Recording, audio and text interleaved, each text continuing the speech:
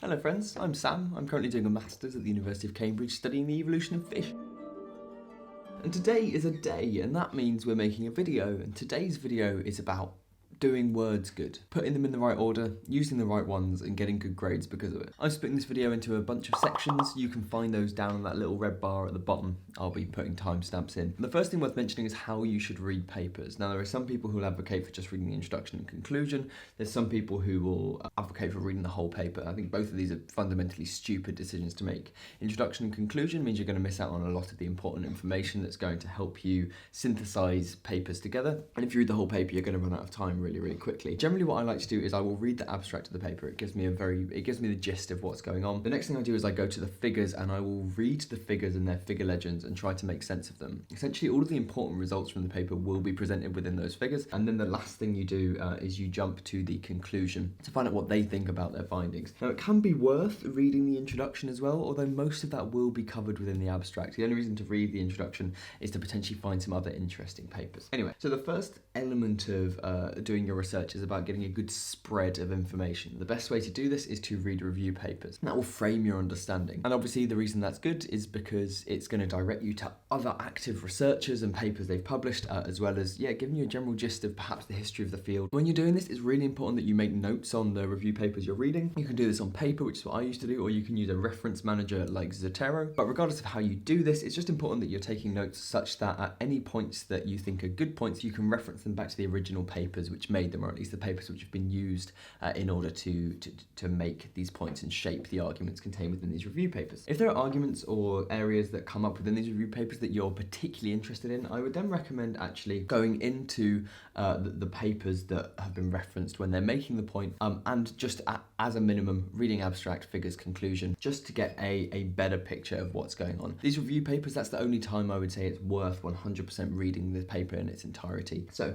you've got a good spread, you've read some review papers, you've read the papers the review papers are referencing. The next thing you want to do is to understand the context of the field, where it's at right now, where it started. And my recommendation for that would be to go to a journal that's relevant to your subject, or frankly, you can just do it on Google Scholar and just search the field or search the topic you're looking at and look for recent papers that are fairly well cited. Read some of those, then read some that have been published really recently, just to understand where people are directing their eyes at the minute. You then also want to have a look at where the field started, so you can better understand the context of the field in its entirety. Simplest way to do that is in those review papers, just keep an eye out for really early citations. It's a really good way to frame your argument, is to understand where things started. It allows you to build a chronological narrative, and people like stories, and it helps you with your storytelling. The next thing we want to talk about is how you write good, how you write good, how you write well. And the first element of that, and the thing that separates a good essay from a bad essay, is narrative. What do I mean by narrative? Well, essentially it's piecing together a story within your essay, because that's what an essay should be. It's a story, not just a list of facts,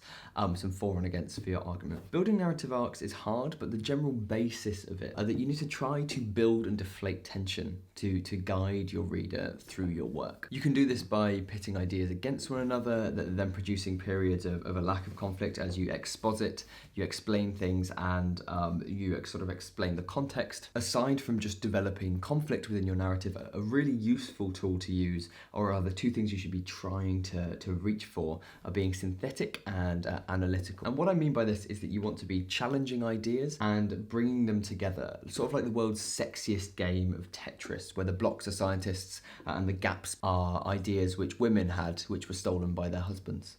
What I mean is you're trying to tessellate ideas in together, working out what fits and what doesn't. And where ideas don't fit together, you explain why that's the case. Bringing ideas together is the synthetic part, and then analysing why they don't necessarily fit together, or why some ideas might not be as good as others, is being analytical. And those are like the top two things on every single mark scheme. My general rule of thumb for developing narrative is really simply that you just want to start off by explaining sort of the state of the field in the first place and why your question exists. Then you want to go into explaining a little bit of the history behind your question, put forward some of the key hypotheses, challenge them against one another, and then challenge those hypotheses yourself, eventually putting forward your hypothesis or your take on the whole whole situation. After you've done that, you can then challenge your own hypothesis, say what it's missing, what room there is for growth, and then essentially within your conclusion, you can work out where the field is now that you've made these statements. That's a really simple, really easy narrative to use, and because it follows the chronology of this is where it started, this is where the first blip happens, where the question starts, you then layer there, and then as time's gone on, people have tried to address it, and now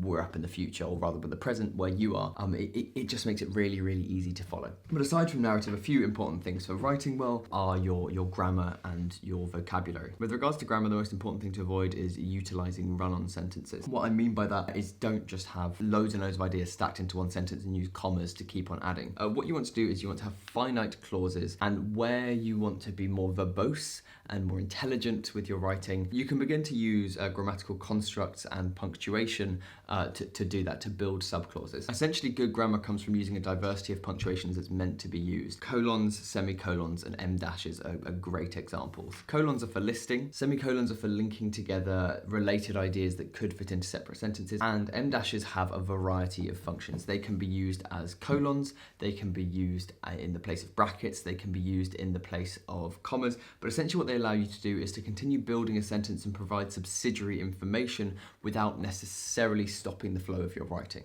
And the final part of writing well is demonstrating a varied vocabulary. There's two ways to address this. The first one is to read. As long as you are reading well-constructed prose, you're going to begin to pick up linguistic structures and words that might not necessarily be in your vocabulary. The second thing you can do is use a thesaurus. Now, at first, it might just seem like, oh, you're trying to use big words in the place of normal words. That's not your goal here. You're essentially looking for different ways to say the same thing. It doesn't have to sound clever and have a 1,000 syllables within it. The next thing to add in is how you can add to your essay without necessarily using words and improving your writing. The best way to do this is to use good figures. One, figures are a really good way to tell a story and present data, and two, they break up your text, which makes it far more readable. The most important thing to do with figures is to make sure that they can stand alone alongside their figure legend. A good way to make figures pop is to use good use of colour. You can work out good themes of colour to use by using a website like this one, which is going to just demonstrate to you good pairs of colours you can potentially use. Generally, avoid contrasting red and green, because obviously it's not very colourblind friendly, and make sure that with all of your colours, that if you make them monochrome, if you make them grayscale, they still look different from each other. You can use PowerPoint to make them, you can use Photoshop to make them, and as long as they add to your story and provide information, they're a great thing to use. The second part to figures is obviously your legends. Treat these as free real estate. Figure legends for me were a really good way to add subsidiary information, background which might facilitate the understanding of my results, a place to add extra concepts and explain anything the figure didn't say. In most cases, figure legends do not add to your word count. Don't make them too long, because obviously at that point it's obvious what you're doing, but you've got at least 100 words there potentially to play with. And the final thing to do with regards to presenting your work is to section your essay sensibly. In most cases, an essay will take the form of an introduction, a discussion, and a conclusion. An important thing to take account of, though, is that within your discussion, you can use subtitles, and you really should. It helps with the flow of your writing, it helps you to combine ideas together, and much like with adding figures, it breaks up your text. Plus, within each of those subtitles, you can develop sub-narratives, and narrative is important and cool. And that's really all there is to it. And there's one thing you might have noticed, and that's this. Why is this here? What is it? Well, I'm starting a new podcast. This one's not about science, sort of. It's a Dungeons & Dragons 5th edition actual play podcast set in a faintly Lovecraftian world that I'm running with a bunch of really great comedians. It's going to be good, and it's going to be out in a couple of weeks. Live, Laugh, Lovecraft, it'll be everywhere you get your podcasts. Anyway, I hope that you all find this video faintly useful. If you have any questions about essay writing, put them down below. I've written plenty of essays, and I am more than happy to answer those questions. Have a wonderful week, everyone, and I'll see you next time. Ta-ra.